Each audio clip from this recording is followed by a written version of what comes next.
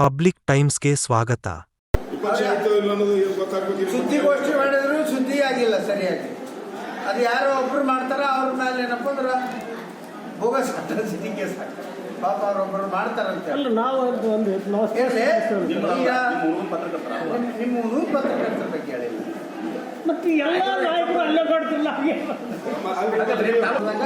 ಇಲ್ಲೇ ಕಾರ್ಯಕ್ರಮ ಮಾಡಿದ್ವಿ. ಹುನಗುಂದಕ್ಕೆ ಸಂಬಂಧಪಟ್ಟು ಎಲ್ಲ ಕಾರ್ಯಕ್ರಮಗಳನ್ನ ಹುನಗುಂದಲ್ಲೇ ಮಾಡಿ. ಮೇಜರ್ ಏನೋ ದೊಡ್ಡ ದೊಡ್ಡ ನಾಯಕರು ಆಮೇಲೆ ಕೂಡ್ಸಕ್ ಜಾಗ, ಪೆಂಡಲ್ ಒಳಗೆ ಜಾಗ ಅಂಥವೇನಾದ್ರು ಇದ್ದಿದ್ದಾಗ ಈಗ ಬೊಮ್ಮಾಯಿಯವ್ರು ಕರೆಸಿದ್ವಿ. ಅದನ್ನ ಅವ್ರನ್ನ ಅನಿವಾರ್ಯವಾಗಿ ದೊಡ್ಡ ಗ್ರೌಂಡಿಗೆ ಹಾಕ್ಬೇಕಾಯ್ತು. ಕಾರ್ಯಕ್ರಮ ಅಂತ ಒಂದ ಅನ್ಸಲ್ಲ. ಈ ನಗರಕ್ಕೆ ನಿಮ್ಮ ಮೇಲೆ ಅಂತ ಅಲ್ಲ, ದೊಡ್ಡ ದೊಡ್ಡ ಫಂಕ್ಷನ್ ಆದಾಗ ಅಲ್ಲಿ ಕೊಟ್ಟಿರ್ತೀವಿ, ಇಲ್ಲ ಅಂತ ಏನಿಲ್ಲ. ಆಮೇಲೆ ಜನ ಸೇರ್ಸಕ್ಕ ವ್ಯವಸ್ಥೆ ಮಾಡ್ಲಿಕ್ಕೆ ಇಳಕಲ್ ಭಾಗದಾಗ ನೀರಿನ ಸಮಸ್ಯೆ ಬಂತು. ಅವಾಗ ಉಗ್ರವಾಗಿ ಹೋರಾಟ ಮಾಡಿದ್ರು, ಪ್ರತಿಭಟನೆ ಮಾಡಿದ್ರು. ನಗರಸಭೆಯ ವ್ಯಾಪ್ತಿಯೊಳಗೆ ದೊಡ್ಡ ಪ್ರಮಾಣದಾಗ ಬಹಿರಂಗವಾಗಿನ ಹೋರಾಟ ಮಾಡಿದ್ರು ನಮ್ಮ ಶಾಸಕರು. ಆದ್ರೆ ನಮ್ಮ ಹುನಗುಂದೊಳಗೆ ಸಾರ್ವಜನಿಕವಾಗಿ ಒಂದು ದೊಡ್ಡ ಸಮಸ್ಯೆ ಅಂತ ಯಾವುದೂ ತೋರ್ಪಡಿಸಿಲ್ಲ. ಆದ್ರೆ ಕೆಲವೊಂದು ಸಂಘ ಸಂಸ್ಥೆಗಳ ಸಂಬಂಧ ಬಂದಾಗ ನಮ್ಮ ಪಕ್ಷದ ಮುಖಂಡರು ನಾವು ಏನೇನು ಮಾಡ್ಬೇಕು ಮಾಡಿದ್ವಿ. ನಮ್ಮ ಪಕ್ಷದ ಬೆಂಬಲಿಗರು ಆರಿಸ್ಕೊಂಡಾರ, ಎಲ್ಲ ಮಾಡ್ಯಾರ. ಆದ್ರೆ ಇಲ್ಲಿ ಅಂತ ಸಾರ್ವಜನಿಕ ಸಮಸ್ಯೆ, ಸಾಕಷ್ಟು ಸಾರ್ವಜನಿಕ ಸಮಸ್ಯೆ ಐತಿ ನಮ್ಮೂರಾಗ. ಹೋರಾಟ ಮಾಡಿ ಏನಾಯ್ತಾ, ಈ ಶಾಸಕರ ಜೊತೆ ಈ ಅಧಿಕಾರಿಗಳು ಕೂಡ ಶಾಮೀಲಾಗಿರೋದು ಅಲ್ಲ. ಒಂದೊಂದು ಸರ್ಟಿಫಿಕೇಟ್ ಕೊಡ್ಬೇಕಾದ್ರೆ ಅಜ್ಜಪ್ಪನಾಡಿ ಓಡೋದು ವಿಮಾ ಬ್ಯಾಂಕಿನ ನಿರ್ದೇಶಕ ಸ್ಥಾನಕ್ಕೆ ಥರ್ಡ್ ಬಿ ತಗೋಬೇಕಾದ್ರೆ ಇಲ್ಲಿ ತಹಶೀಲ್ದಾರ್ಗ ಅವನು ಸಾಕಷ್ಟು ಹೇಳಿದ್ರು, ಕಾನೂನಾತ್ಮಕವಾಗಿ ನೀನು ಕ್ರಮ ಕೈಗೊಳ್ಳೋದ. ಅವ್ರ ವಿರುದ್ಧ ಮಾಡಿದ. ಮುಂದೆ AC ಹತ್ರ ಹೋದ್ವಿ, ಅಪ್ಪೀಲ್ ಮಾಡಿಸಿದ್ವಿ. AC ಕೊಟ್ಟ ತಂದ ನಿಂತರು, ಸೋಲು ಗೆಲುವು ಅನ್ನುತ್ತಾರೆ. ಆಮೇಲೆ ಈ ಚುನಾವಣೆಯಲ್ಲಿ ಯಾವ ಚುನಾವಣೆಯಲ್ಲಿ ಏನೇನು ಮೋಸ ಆಗೈತಿ ಇಡೀ ತಾಲೂಕಿನ ಜನತೆ ಗೊತ್ತಿಲ್ಲ. ಯಾವ ರೀತಿ ಡಬ್ಬಿ ಕಳವಾಗ್ಯಾವ, ಯಾವ ರೀತಿ ಓಟ್ ಚೋರಿ ಆಗ್ಯಾವ. ಈ ಕಾಂಗ್ರೆಸ್ ಸಂಸ್ಕೃತಿನೇ ಓಟ್ ಚೋರಿ ಮಾಡೋದು. ಕಾಂಗ್ರೆಸ್ ಸಂಸ್ಕೃತಿನೇ ಓಟ್ ಚೋರಿ ಮಾಡೋದು. ನಾನು ಅದು ವಿಶೇಷವಾಗಿ ಹುನಗುಂದ ತಾಲೂಕಿನಾಗ ಈಗೇನಾಗ್ಯಾವಲ್ಲ ಅವು ಎಲ್ಲವೂ ಸಂಗಮನಾಥನ ಮೇಲೆ ಭಾಳ ಪ್ರಮಾಣ. ಯಾರ್ದು? ವಿಜಯಾನಂದ ಕಾಶಪ್ಪಂದು.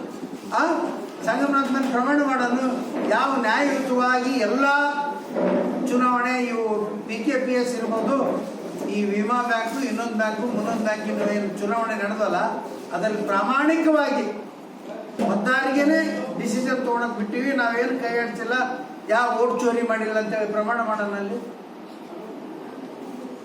ಗೊತ್ತಿಲ್ಲ. ನೀವು ಒಂದು ಕಡೆ ಕೈ ಹಾಕಿಲ್ಲ. ಯಾರ್ಯಾರ ಬೋಗಸ್ ಎಲೆಕ್ಟ್ರಿಸಿಟಿ ಕೇಸ್ ಮಾಡಿ ಇವ್ರ ಮೇಲೆ ಕೇಸ್ ಮಾಡಿ ಇವ್ರ ನಾಮಿನೇಷನ್ ಕೊಡೋದು ಮಾಡಿವೆ ಇಲ್ಲ. ಚುನಾವಣೆ ಸಂದರ್ಭ PKPS ಆಗಿಲ್ಲ, ಯಾರು ಅಭ್ಯರ್ಥಿ ಹಾಕಾರ ಅವ್ರ ಮೇಲೆ ಮಾಡಿಬಿಡೋದು. ಈ ರೀತಿಯ ಒಂದು ದುರಾಡಳಿತ. ಮತ್ತು ಜನರು ಅದಕ್ಕೆ ನಾವೇನಂತೀವಿ, ಜನ ತಿಳ್ಕೊಂಡು ಅವ್ರಿಗೆ ಗೊತ್ತಾಗುತ್ತೆ. ಅಂದ್ರೆ ಜನಕ್ಕೆ ತಿಳಿಲ್ಲ ಅಂತಲೇ ಇದು ಫ್ರೀ ಬಿಟ್ಟರೆ ಇಲ್ಲ ಫ್ರೀ ಅಲ್ಲ. ನಾನು ಯಾಕೆ ಫ್ರೀ ಬಿಡಕ್ಕೆ ಹೋಗ್ತೀನಿ?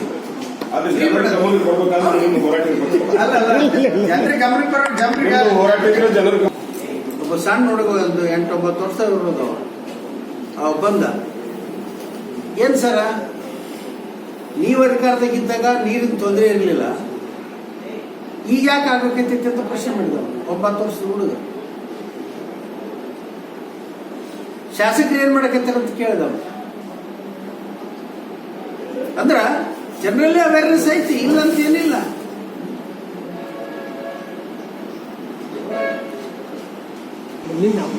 ಹೌದಾ? ಎಷ್ಟು ಫೋನ್ ಮಾಡ್ಯಾರ ನನಗೆ ಚೀಫ್ ಆಫೀಸರ್? ಜನರ ಸಂಕಷ್ಟ ಏನೇನಾದ ಅಂತ ಅದನ್ನ ಪರಿಹಾರ ಮಾಡ್ಬೇಕಾ? ಏನು ಬೋರ್ಡ್ ಕಟ್ಟಿದ್ರೆ ಗೊತ್ತಾಗ್ತದ ಚೀಫ್ ಆಫೀಸರ್?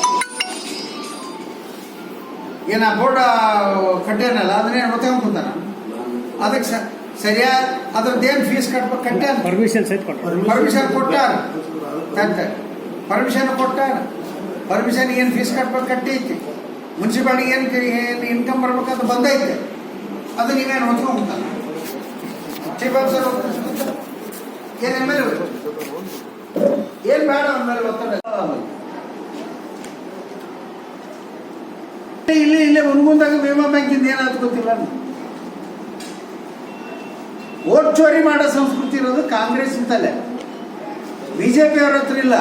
ನಾವು ಸ್ವಚ್ಛ ಅಂತೀವಿ. ನಾವು ಏನು ಯಾರ್ಯಾರು ಹಾಕಿ ಓಟು ಅವ್ರ ಮನಸ್ಸಿದ್ದಾರೆ ಯಾಕೆ ಹಾಕ್ತಾರೆ. ಆದ್ದರಿಂದಲೇ SIR ನಾವು ಸ್ವಾಗತ ಮಾಡ್ತೇವೆ. ಅವ್ರು ವಿರೋಧ ಮಾಡ್ತಾರೆ. ಯಾಕೆ ಮಾಡ್ತಾರೆ? ಯಾಕಂದ್ರೆ ಸತ್ತು ಕೆಟ್ಟು ಇದ್ದು ವಸೂಲು ತಂದು ಹಾಕ್ಬೇಕಂತ. ಇವತ್ತು ಸುಪ್ರೀಂ ಕೋರ್ಟ್ ಹೇಳೈತೆ ಆಧಾರ್ ಕಾರ್ಡ್ ಜನ್ಮ ತಾರೀಕಿಗೆ ಹಕ್ಕಲ್ಲ. ಆಧಾರ್ ಕಾರ್ಡ್ ಅದು ಏನೋ ಎಲ್ಲೇ ಹೋಗಿ ಯಾವುದೋ ಏನೇನೋ ಮಾಡಿ ತೊಗೊಂಡಿದ್ದು. ನೀನು ಹುಟ್ಟಿದ್ದು, ನೀ ಬೆಳೆದಿದ್ದು, ನೀ ಓದಿದ್ದು ಏನಾದರೂ ನಿನ್ನ ಜನ್ಮ ದಿನಾಂಕ ದೃಢೀಕರಣ ಪತ್ರ ಬರಬೇಕು ಅಂತಂದ್ರೆ ನೀನು ಸಾಲ ಸರ್ಟಿಫಿಕೇಟ್ ಬೇಕು. ಅಂದ್ರೆ ಇಲ್ಲಿ ಏನು ಬೇರೆ ಬಾಂಗ್ಲಾದೇಶದಿಂದ ಬಂದಂಥ ರೋಹಿಂಗ್ಯಾಗಳು ಇವತ್ತು ಪಶ್ಚಿಮ ಬಂಗಾಳದಿಂದ ಓಡಿ ಹೋಗ್ತಾ ಇದ್ದಾರೆ. ಯಾಕೆ ಓಡಿ ಹೋಗ್ತಾರೆ? ಇಲ್ಲಿ ಸಿಗಬೀಳ್ತು ಅಂತ. ಇಲ್ಲಿ ಸಿಗಬೀಳ್ತು, ಈ ದೇಶಕ್ಕೆ ಸಿಗಬೀಳ್ತು, ಜೈಲಿಗೆ ಹಾಕ್ತಾರೆ ಅಂತ ಹೇಳಿ ಈಗ ಅವರೇ ಓಡಿ ಹೋಗ್ತಾ ಇದ್ದಾರೆ. ಈ SIR ನಡೆದ್ರಿಂದ ಅವರಿದ್ದಕ್ಕೆ ಬೋಗಸ್ ವೋಟಿಂಗ್ ಮಾಡಿಸಿ ಮಮತಾ ಬ್ಯಾನರ್ಜಿ ಅಧಿಕಾರಕ್ಕೆ ಬರ್ತಿತ್ತು. ಈ ಕಾಂಗ್ರೆಸ್ ಅಧಿಕಾರಕ್ಕೆ ಬರ್ತಿತ್ತು. ಅದು ನಮ್ದೇನು ಸ್ವಚ್ಛ ಪ್ರಾಮಾಣಿಕವಾಗಿ. ಇವತ್ತು ಸುಮಾರು ಬಿಹಾರದಾಗ SIR ಆಗಿ ಬಿಹಾರದಲ್ಲಿ SIR ಜಾರಿ ಬಂತು. 60 ಲಕ್ಷ ಮತದಾರರನ್ನ ಮತದಾರ ಪಟ್ಟಿಯಿಂದ ಹೋದು ಡಿಲೀಟ್ ಆದವು. ಯಾವಿದು? ಬೋಗಸಿದು, ಸತ್ತು, ಮತ್ತೆ ಡಬಲ್ ಇಲ್ಲಿ ಗ್ರಾಮೀಣದಾಗ ಇರೋದು, ಸಿಟಿ ಒಳಗೆ ಇಡೋದು, ಎರಡು ಕಡೆ ಓಟ್ ಹಾಕಂಥದ್ದು. ಇಂಥವು ಮಾಡಿದ್ದನ್ನ ಎಲ್ಲವೂ ಹೋಗೋದು. ಯಾರೊಬ್ಬರು ಕಂಪ್ಲೇಂಟ್ ಮಾಡಿಲ್ಲ ಇವತ್ತವರೆಗೂ ನಂದು ತೆಗೆದಾಕ್ಯಾರ ಅಂತ ಹೇಳಿ. ಯಾರು ಇದಾರೆ ಪ್ರಾಮಾಣಿಕವಾಗಿ ಅವ್ರನ್ನ ಓಟ್ ಹಾಕಕ್ಕೆ ಅವಕಾಶ ಸಿಕ್ಕತ್ತೆ. ಇವತ್ತು ಸ್ವಚ್ಛ ಆಗಿರೋದ್ರಿಂದ ಮತದಾರ ಪಟ್ಟಿ ಪರಿಷ್ಕರಣೆ ಆಗಿ ಸ್ವಚ್ಛ ಆಗಿರೋದ್ರಿಂದ ಇದು ಇವತ್ತೇನು ಪರಿಷ್ಕರಣೆ ಇವತ್ತು ಹೊಸದಾಗಿ ತಂದಿಲ್ಲ. ಪ್ರತಿ 20 ವರ್ಷಕ್ಕೊಮ್ಮೆ ಬರ್ತದೆ. ಹಿಂದೆ ಸ್ವಾತಂತ್ರ್ಯ ನಂತರ 3 ಬಾರಿ ಆಗಿತ್ತು. ಇದು 4ನೇ ಬಾರಿ ಬರ್ತಾ ಇದೆ. ಇವತ್ತೇನಾಗಿದೆ? NDA 202 ಸೀಟ್ ಬಂದು. ಇಲ್ಲಾಂದ್ರೆ ಏನು ಬೋಗಸ್ ಓಟ್ಲಿಂದ ನಾವು ಮುಂದೆ ಅಂತ ಬರ್ತೀವಿ. ಬೋಗಸ್ ಓಟ್ ಇಲ್ಲ. ಪ್ರಾಮಾಣಿಕವಾಗಿ ನಮ್ಗೇನು ಬೋಗಸ್ ಓಟ್ ಬೇಕಾಗಿಲ್ಲ, ಕಳವು ಓಟ್ ಬೇಕಾಗಿಲ್ಲ. ಡಬಲ್ ಮತದಾನ ಮಾಡಿ ನಮ್ಮನ್ನು ಗೆಲ್ಸೋದು ಬೇಕಾಗಿಲ್ಲ. ನಮ್ಮನ್ನು ಗೆಲ್ಸೋದು ಪ್ರಾಮಾಣಿಕವಾಗಿ ಪ್ರಜೆಗಳು ಏನೈತಲ್ಲ ಮನಸ್ಸು ಮಾಡಿ ಏನು ಓಟ್ ಹಾಕಿ ಆಶೀರ್ವಾದ ಮಾಡಿ ಓಟ್ ಹಾಕಿ ಆರಿಸಿ ಕಳಿಸ್ತಾರೆ, ಆಶೀರ್ವಾದ ಮಾಡುತ್ತಾ ಇರೋದು. ಆ ರೀತಿ ವ್ಯವಸ್ಥೆ ಈ ದೇಶದಲ್ಲಿ ಆಗ್ಬೇಕಂತ ನಮ್ಮ ಪಕ್ಷದ ಸಿದ್ಧಾಂತ ಮತ್ತು ನಮ್ಮ ಸಿದ್ಧಾಂತನೂ ಶಾಮೀಲಾಗಿ ಯಾರು ಕಂಪ್ಲೇಂಟ್ ಕೊಟ್ಟರು ನಾನೇ ಸ್ವತಃ ಕಂಪ್ಲೇಂಟ್ ಮಾಡಿದ್ದೀನಿ. ನಾನೇ ಸ್ವತಃ ಫೋನ್ ಮಾಡಿ ಹೇಳಿದ್ದೀನಿ ಸಾಕಷ್ಟು ಸಲ ಈ ರೀತಿ ಅಕ್ರಮ ದಂಧೆ ನಡೀತಾ ಇದ್ದಾವೆ. ಜನರು ಯಾರಾದರೂ ತಡೆ ಹಿಡಕ್ಕೆ ಹೋದ್ರೆ ಅವ್ರ ಮೇಲೆ ದೌರ್ಜನ್ಯದ ಕೇಸ್ಗಳಾಗ್ತಾ ಇದ್ದಾವೆ, ಅವ್ರ ಮೇಲೆ ಹಲ್ಲೆ ಆಗ್ತಾ ಇದ್ದಾವೆ. ಅಷ್ಟೇ ಯಾಕ ಕಾಂಗ್ರೆಸ್ ಕಾರ್ಯಕರ್ತನ ಮೇಲೆನ, ಕಾಂಗ್ರೆಸ್ ಮುಖಂಡನ ಮೇಲೆನ, ಯಾರು ಸಂಗನಗೌಡ ಪಾಟೀಲ್ ಯಾವರು ಸಂಗನಗೌಡ ಪಾಟೀಲ್ ಕೋಚಾಪುರ್ ಈತನ ಮೇಲೆ ಬಾಗಲಕೋಟೆ ಕೇಂದ್ರ ಸ್ಥಳದಲ್ಲಿ ಮೈನ್ಸ್ ಆ್ಯಂಡ್ ಜಿಯಾಲಜಿ ಆಫೀಸ್ಗೆ ಕಂಪ್ಲೇಂಟ್ ಕೊಡಕ್ಕೆ ಹೋದ್ರ ಆತನ ಮೇಲೆ ಹಲ್ಲೆ ಮಾಡ್ಯಾರ. ಹಲ್ಲೆ ಮಾಡಿದ್ರ ಕೇಸ್ ಕೊಟ್ಟಾರ. ಯಾರ್ಯಾರ ಮೇಲೆ ಕೊಟ್ಟಾರ? ನನಗೆ ಬಂದ ಮಾಹಿತಿ ಪ್ರಕಾರ ಕೇಸ್ ಯಾರ ಮೇಲೆ ಮಾಡ್ಯಾನ? 1ನೇ ಆರೋಪಿ ಶಾಸಕ, 2ನೇ ಆರೋಪಿ ಮಹಾಂತೇಶ್ ನರಗುಂದ್ ಅಂತ ಹೇಳಿ ಮಾಡಿದ್ದಾನೆ. ಪೊಲೀಸ್ ಇಲಾಖೆಯವರು ಅವರಿಬ್ಬರನ್ನ ಬಿಟ್ಟು ಬೇರೆದವ್ರ ಕೇಸ್ ದಾಖಲೆ ಮಾಡ್ಯಾರ. ಈ ರೀತಿ ಬೇರೆ ಬೇರೆ ಇಲಾಖೆಯ ಅಧಿಕಾರಿಗಳು ಕೂಡ ಶಾಮೀಲಾಗಿ ಕೆಲಸ ಮಾಡಿದ್ರ ಬೇಲಿಯೇ ಎದ್ದು ಅಲ್ಲ ಮೇದಾಗ ಪರಿಸ್ಥಿತಿ ಯಾವ ರೀತಿ ಆಗುತ್ತೆ? ಸ್ವಲ್ಪ ಪ್ರತಿಭಟನೆ ಆದಾಗ ಅಧಿಕಾರಿಗಳು ಸ್ವಲ್ಪ ಎಚ್ಚರಿಕೆ ಆಗ್ತಾರೆ, ತಮ್ಮ ಕಾನೂನು ಪಾಲಿಸ್ತಾರೆ. ಹೇಳ್ತಲ್ಲ ಮೇಲಾಧಿಕಾರಿಗಳಿಗೆ DC SP ಜಿಲ್ಲೆ ಮೇಲಾಧಿಕಾರಿಗಳ ಪತ್ರ ವ್ಯವಹಾರ ಬೇರೆ. ಇಲ್ಲಿ ಸಾರ್ವಜನಿಕ ಪ್ರತಿಭಟನೆ ಸ್ವತಃ ಖುದ್ದು ಆಫೀಸ್ಗೆ ಹೋಗಿ ಕಂಪ್ಲೇಂಟ್ ಕೊಟ್ಟು ಬಂದೀನಿ, ರೈಟಿಂಗ್ನಾಗ ಕೊಟ್ಟು ಬಂದೀನಿ. ಮತ್ತೆ ಹಂಗ ಅಲ್ಲ ಸಾರ್ವಜನಿಕವಾಗಿ ಹೋರಾಟ ಮಾಡೋದು ಅದಕ್ಕೆ ಪ್ರತಿಭಟನೆ ಯಾಕಿಲ್ಲ ಅಂತ ನಾವು ಪ್ರಶ್ನೆ ಇದೆ.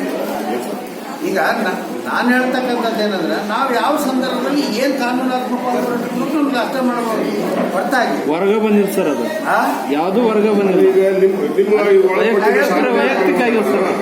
ಸಾರ್ವಜನಿಕ ಆಗ್ಬೇಕಂದ್ರೆ ನೀವು ನಾ ಹೇಳ್ತೀನಿ ಪತ್ರಕರ್ತನಿಗೆ ಕೂಡ ಎದುರಿಸ್ತಕ್ಕಂಥ ಕೆಲಸ ನಡೆದೈತಿ.